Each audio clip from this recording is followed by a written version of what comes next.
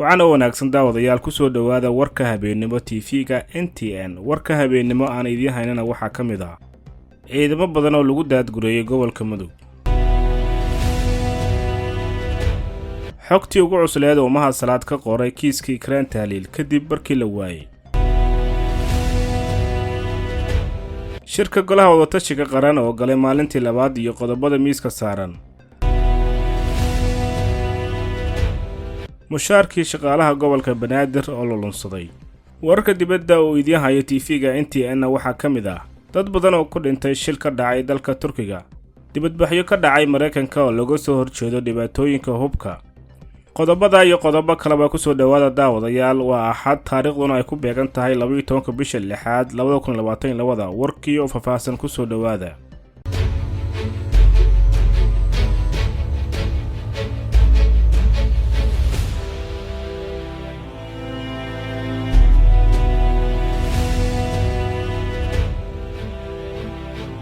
taliyaha qaybta booliska gobolka Mudug Muumin Cabdishire iyo gudoomiye ku-xigeenka gobolka Mudug ahna kusimaha gudoomiyaha Mudug ayaa gaaray deegaanka Xero Jaale oo ay ka dhacday isku dhac ka dhashay khilaaf la xiriira arrimaha deegaameynta dhulka. deegaanka ay shaqaaqadu ka dhacday oo ah dhul miyi ah balse la isku qabtay deegaameyntiisa ayaa wafdiga ka socday maamulka Puntland ee halka tagay ka kaxeeyay maleeshiyaadkii goobta isku rasaasay. sidoo kale deegaanka Xero Jaale ee gobolka Mudug ayaa waxaa la geeyay ciidamo ka tirsan kuwa booliska Puntland kuwaasoo ilaalinaya ilaa inta xal rasmi ah laga gaarayo. wafdiga ka socday Puntland ayaa kulmo la qaatay odayaasha labada dhinac waxaana lagu balamay in si degdeg ah arrinta loo xaliyo maamulkana garwadeen ka ahaado xalinta shaqaaqooyinka soo noqnoqday. dowlad goboleedka Puntland ayaa hore u mamnuucday inaan wax deegaameyn cusub ah la sameyn karin cidii la timaadana tilaabo sharci ah laga qaadayo. iyadoo ay xusud mudan tahay in deegaanka Xero Jaale ay ka dhacday shaqaaqo salka ku haysa deegaameynta dhulka. agaasimihii hore ee NISA Fahad Yaasin ayaa ku eedeeyay agaasimihii xilka uga dambeeyay inuu ka dambeeyay abaabulka dilka Ikraan Tahliil Faarax oo ka tirsanada hay'adda nabadsugidda NISA isla markaana ay qayb ka ahaayeen ra'iisul wasaare Maxamed Xuseen Rooble iyo wasiir ku-xigeenka Cabdiraxmaan Al-Cadaala. eedeyntan oo ka mid ahayd wareysi la yeeshay Fahad Yaasin ayuu si toos ah weerar ugu qaaday Mahad Salaad oo xilligii la waayay Ikraan Tahliil ahaa xildhibaan golaha shacabka isagoo sheegay inuu xiriir dhow la leeyahay Mahad Karate oo ka tirsan madaxda sarsare ee Al-Shabaab. haddana waxaan halkan dib idinku xasuusanayaa halgankii dheeraa ee xildhibaan Mahad Salaad iyo Fahad Yaasin dhex maray xilligaas uu Mahad Salaad u adeegsan jiray baraha bulshada. qormada soo socota waxaa ugu horeysa uguna xasaasiyad badneed marka uu qormada ku qoray xildhibaan Mahad Salaad kiiska Ikraan Tahliil 22 Julaay 2021 kadib muddo bil ah ku dhawaad marka uu falka u dhacay. qorshaha qaarijinta Ikraan Tahliil waxaa soo maleegay Fahad Yaasin iyo Kolonajis, fulintiisana waxaa u xilsaarnaa Yaasin Faray. xog rasmi ah oo aan ka helay saraakiil sare oo ka tirsan hay'adda nabadsugidda in muddo ahna daba socday xaqiijinteeda waxay sheegaysaa in mar hore la dejiyay qorshaha lagu qaarijinayo Ikraan Tahliil. Ikraan oo dalka ka maqneed markii shirqoolka loo maleegayay ayaa lagu qarash gareeyay $100,000 iyo ballanqaadyo been ah si dalka dib lagu soo celiyo loona qaarijiyo. Ikraan markii dalka ay ku soo laabatay isla markiiba waxaa la xadiday dhaqdhaqaaqeeda waxaana loo xil saaray dabagalka iyo la socodka Ikraan Tahliil nabadsugidda gobolka Banaadir Yaasin Faray. wuxuuna ahaa qofkii ugu dambeeyay Ikraan ay wada hadlaan ka hor inta uusan go'in xiriirkeeda. qorshaha qaarijinta Ikraan oo markii hore la rabay in la qariyo ayaa markii qoyskeeda qayladhaantu ka soo yeertay Fahad Yaasin isku dayay inuu Al-Shabaab lacag siiyo si ay u sheegtaan dilka Ikraan Tahliil, laakiin waa uu guuldareystay isku daygaasi kadib markii ay soo fargeliyeen sida la sheegay saraakiil sare oo Al-Shabaab ka tirsan qaraabo dhowna ay yihiin Ikraan. sababta Ikraan in la dilo loo gaamiyay ayaa la sheegay laba arrimood oo aad u xasaasi ah oo ay macluumaad ka haysay kuwaasoo ku saabsanaa sidii loo qorsheeyay dilkii Allah u naxariistay Injineer Yarisow oo xafiiskiisa ay madax ka ahayd iyo arrimo waaweyn oo Fahad Yaasin iyo Kolonajis ay ku lug lahaayeen. ehelada Ikraan waxaan kula talinayaa in ay qabsadaan qareeno dabagal iyo baaritaan ku sameeya shirqoolka Ikraan si loogu gungaaro fal dambiyeedka dhacay loona cadeeyo cidda ka mas'uulka ah.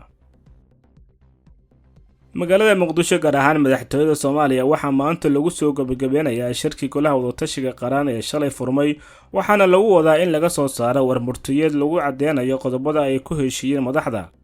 madaxweynaha Xasan Sheekh Maxamuud oo shirku doominaya kulanka waxaa ka qayb galaya ra'iisul wasaare Maxamed Xuseen Rooble, madaxda dowlad goboleedyada Jubbaland, Hirshabelle, Koonfur Galbeed, Galmudug, Puntland iyo gudoomiyaha gobolka Banaadir.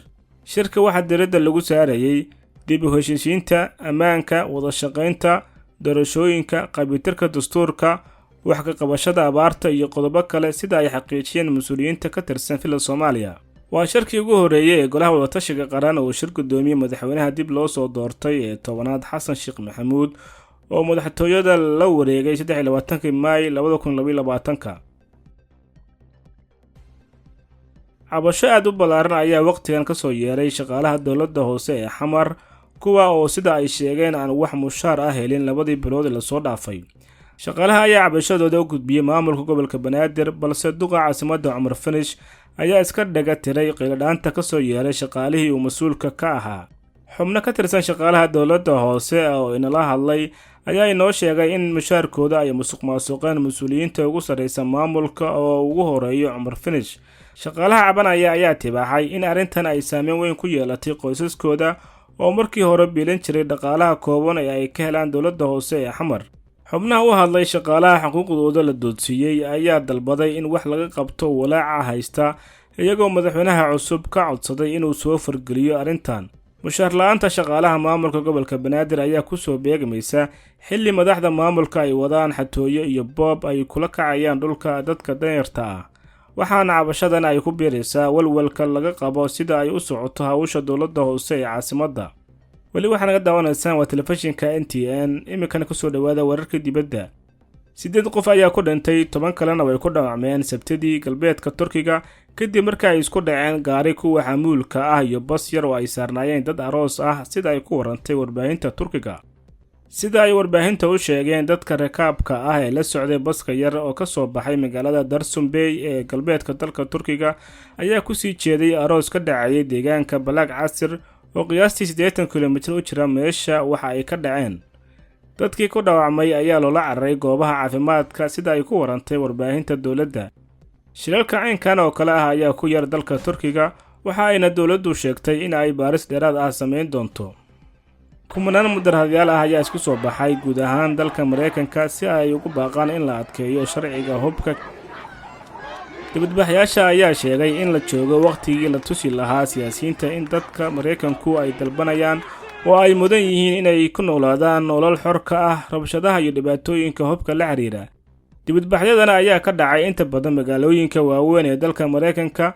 magaalooyinka ay dibadbaxyada ka dhaceen waxaa ka mid ah Washington, New York, Los Angeles iyo magaalada Chicago. waxaa dadka dibadbaxa dhigaya ka mid ah dad ay ehladooda ku dhinteen toogashooyin hore uga dhacay dalka Mareykanka. halku dhiga dibadbaxa ayaa ahaa markaan xaaladdu way ka duwanaan doontaa sidii hore. daawadayaal, halkaas waxay noogu eeg warkeeni habeenimo. intaan ku kulmeyno warkan warka xiga waxaan kaga tegayaa sidaas iyo nabadgelyo.